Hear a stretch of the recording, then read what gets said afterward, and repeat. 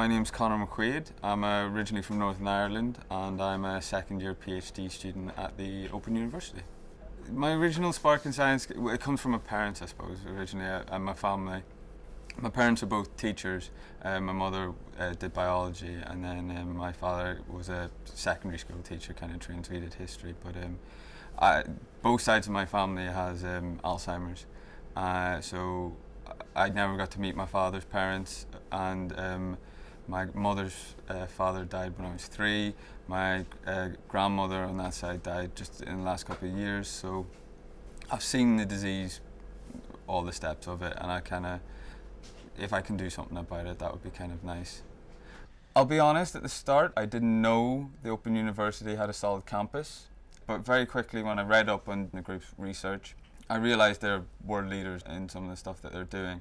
When I got to come here for an interview, I was just blown away by how good the labs were. I mean, it helps having no undergraduates, which means this place is a bit quieter and it's a bit odd in that regard compared to other universities, but it's definitely got some cutting edge technology and it's really top notch.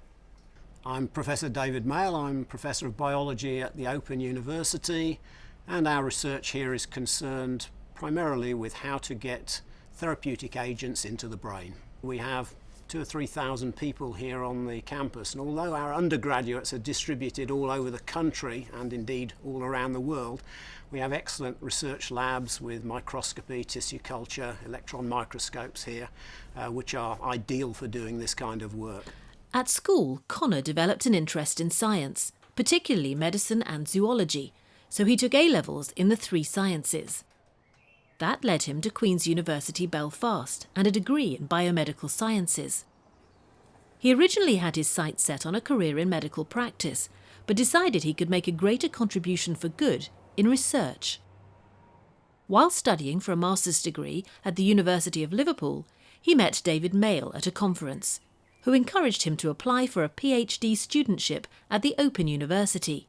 My research mainly depends on the structure known as the blood-brain barrier. So the brain has got this very useful protective shield against to control what goes in and out of it, and this is needed obviously because the brain's very important to us and it needs to be protected. The blood-brain barrier is something that has evolved to protect us against toxic molecules. Say, for example, if you ate a bad mushroom or came in contact with an insecticide, these toxic molecules would cross from the blood into the brain and would then cause damage, very bad.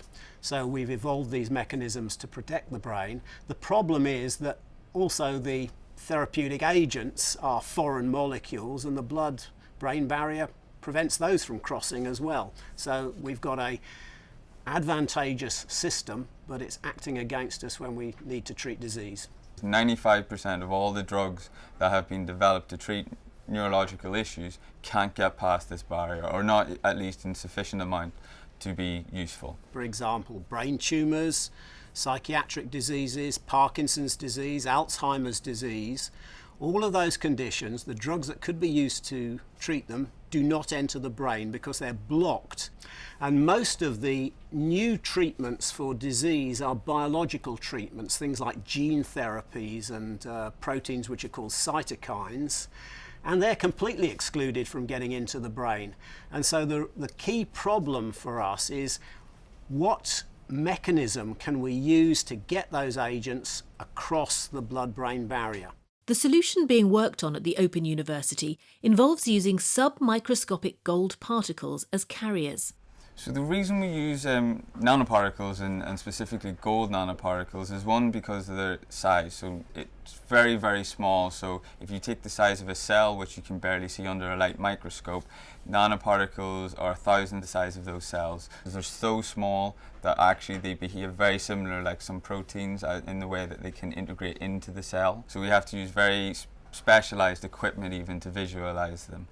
Gold has some chemical and biological properties that make it stand out. Biologically, it is pretty inert, and so it shouldn't be causing immune responses like some of the other metals. And also because of the chemistry, we can attach things onto the surface, and that makes it quite a useful carrier system. The whole area that we're working on arose almost completely by accident when my original PhD supervisor, who is 89 and who is still working in science, came to me and said, you couldn't by any chance tell me whether these nanoparticles that we're working with cross endothelial cells, which are one of the components of the blood-brain barrier. And I said to him, oh, well, yeah, we'll take a look, expecting the answer to be no, it doesn't, and that would be the end of the story. And then when we looked, we were astonished. We found that these gold nanoparticles that he was using cross the blood-brain barrier in vitro very, very well indeed. And this led to a sort of jumping off to a whole new area of research, and people like Connor and my other PhD students have been working on this area to develop it. At this early stage of research, Connor is using cells cultured on a plate to mimic the action of the blood-brain barrier in a living organism. We use a cellular model which is based on a very special cell which we have produced that behaves just like the cells of the blood-brain barrier. They're kind of like having a pet. We have to make sure they're warm, we have to make sure they're fed, and we have to make sure they don't get ill. They have a special medium, which is the things that they grow in and has all their food. So that needs to be kept sterile so that no bacteria starts to grow and can then infect them. And this is also why we do things in flow hoods, because it extracts the air and should keep the place relatively clean. We also ethanol things to make sure that if any bacteria or anything is on it, is killed before it's exposed. We wear lab clothes, we wear gloves, and we check routinely to make sure that these cells not only aren't infected but are behaving the way that we would expect them to do in healthy conditions. A PhD student will usually have come from doing an undergraduate degree or possibly a master's degree, and they will come and join us in the laboratory, having gone through an interviewing process. And they will start by learning how to do basic tissue culture of the cells that we're involved in. So it may take 2 or 3 months. At the same time, we will be discussing the broad scope of the experiments, what we need to find out. So a question might be, how many genes can we get onto a nanoparticle and it still crosses the brain? And we focus on that particular question and work out the experiments that need to be done. And then the student will take them away and will come back as soon as they've got some results. Sometimes they work, sometimes they don't. And at that stage, we discuss, well, this we can go forward on this aspect, this looks like a dead end, and so on. And so we're always trying to work through the most practical and effective way of answering the questions that we set ourselves. I think it is most like the peptide sequence. It could be the synthesis, because actually one of them, if you remember, came through a bit late and they said they were having trouble with the synthesis. So that could be, maybe have a look at the data sheet. I think it's in the pile there somewhere. Yes, okay. Back in the lab, it's time to introduce the gold nanoparticles. So we grow the cells on a plate. We add our nanoparticles on top, and then we measure them if they can move across that layer and into a gel underneath. And then we can take apart those different layers and measure how much gold is in each place. So it's another useful characteristic of the gold, is that we can measure it quite easily compared to some other nanocarrier systems. We have quite a number of things that we have to jump in this. First of all, we have to get them to the brain. They then have to cross the blood-brain barrier to get them into the brain, and then they have to deliver their cargo molecule, which might be a gene or it might be a protein, to the right cell inside the brain, or possibly to the spaces between the cells inside the brain. So devising something that does all of the things that we want to do is really a very difficult problem, and we have people working on targeting and people working on cargo and people working on where things get to. So it's a joint effort between a lot of us. Hi Igor. Hi Connor. How are you? Good. So these are the images. To find out how his experiment has gone, Connor has taken his cell sample downstairs, where it's been prepared for analysis under the transmission electron microscope. EM manager Dr. Igor Kraev has some encouraging news. Right, and black dots there, you can see the nanoparticles, which we exposed cell to, and we applied nanoparticles from top here, and they ended up here at the bottom of the cells. And that's the membrane side. And that is membrane side, exactly. This is excellent, actually. As a PhD student, my time spent a lot differently than my undergraduate time. So I'm not a proper student like I used to be and could go for beers on a Monday night. It all depends on the experiments you're going to do. So some days you will have to be there for 14, 15 hours to run the whole process. Some days you might only need to be in for 2, 3 for meetings, and you can do your reading and research at home. So it's quite variable, but on average, 50, 60 hours a week in the lab doing experiments, then back to your computer to work up the data, and then weekly meetings with supervisors and the research group as a whole. Departmental meetings are held regularly. Today, it's Connor's turn to talk about his work. So I have the molecule that I'm interested in, the BDNF.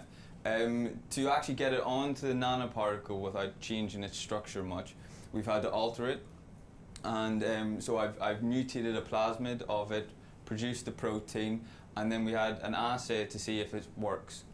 So you on your flowchart, you suggested you'll target Alzheimer's disease, but actually, if you're using BDNF, I think Huntington's disease would be a better target. Yeah, I think just with Huntington's, especially if we have a mouse model here that we can use for that, would be very useful. Communication is about half of the job in some ways, because you can do the most fantastic experiments, but if nobody knows the results, then you've just wasted your own time and money. Talking to colleagues is one thing, but Connor has a bigger date coming up. He's going to present a poster of his work at an international conference. David needs to make sure his student is fully prepared. I know this is conventional for a paper, but it's actually probably a better idea to put the conclusion near the top, because people see it so much better rather than having to sort of squat down to see the conclusion at the bottom. And actually that's really the most important thing. Yeah. So if you could switch those up to the top there. And then I think once you've got that done, off to the printing services, and it should be fine. The week of the conference has finally arrived. Clutching his brand new poster, Connor is off to Birmingham, where his research work will be shown to the international scientific community for the very first time. The Festival of Neuroscience is an annual event organised by the British Neuroscience Association. Held in Birmingham's imposing ICC Conference Centre, it attracts researchers from all over the world, from Nobel Prize winners to students like Connor. It's a chance to listen to presentations on the latest cutting-edge science. And it's a chance for more informal discussions about future directions of research. The poster session is about to start. I'm a little bit nervous, to be honest. I've had quite a lot of caffeine to prepare for this, but I'm interested to see what people think. Excited, nervous, a bit of everything.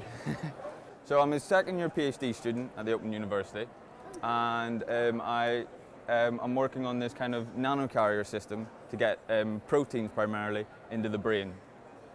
Often students will present their data for the first time, and it will probably not be complete data, it won't be as much as would go into a paper, but it's a very good opportunity for discussion to and fro, because people will sort of gather round and say, why did you do that, shouldn't you do that? Sometimes they will say useful things like, oh, we tried that and it didn't work, which are the kind of things that you don't read about in the papers. So that would be the next question as soon as we get that on. So I thought the poster went okay. I was able to answer most of the questions people asked, and I managed to get a few people to listen to me, which is always a good start. And there's been quite a lot of people coming through. So yeah, it was good. It's different. I mean, I always get to learn something new, and I found a few people that I hope to meet in the future. Back in Milton Keynes, Connor is thinking about the thesis he's required to write to complete his PhD. The thesis is obviously a major part of the PhD. I mean, you can do all the lab work you want, but if you don't write it up, it kind of defeats the process. It's this huge chunk of writing that we hope to do. The best way to progress with your PhD is to keep a track of it as you go along. I've done, at the beginning, a literature review on the topics that you're interested.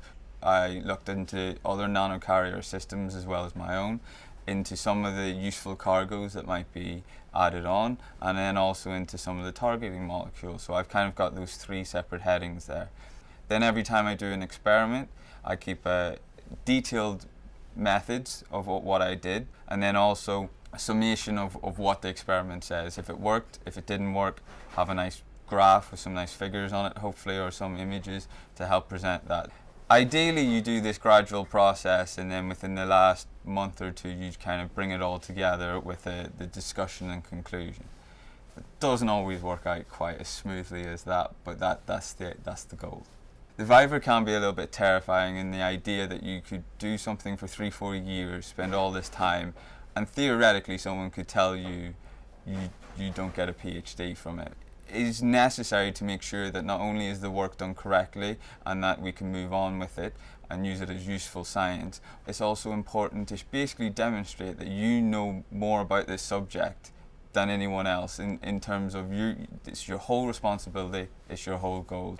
My future plans after my PhD, obviously everything going well and I finish it, would be continue the research. I'm quite passionate about this field. My ultimate goal in science is basically that something like Alzheimer's is no longer a curse. For the work at the Open University to lead to a realistic new treatment for brain diseases, it will take many people and many years of painstaking and at times frustrating research. The advice I would give someone who wants to do a PhD is get used to failing.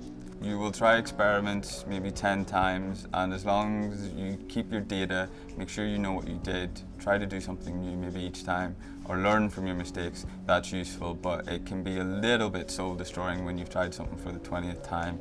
It takes all day to do, and it hasn't worked. So I think that's a useful thing. And then just simply hard work. You do have to rely a lot on your supervisors to help you along the way, and also just general other people in the labs, and I think there's a nice community there. Half the time it is it's quite tedious and it can be repetitive, and you have to make sure things work and they work the same, because if you can't repeat your own results, then nobody else will be able to. And then sometimes you get this fantastic result and it is so exciting, and everybody takes their stuff and they'll be showing everybody else what they've done. So it is a very good career.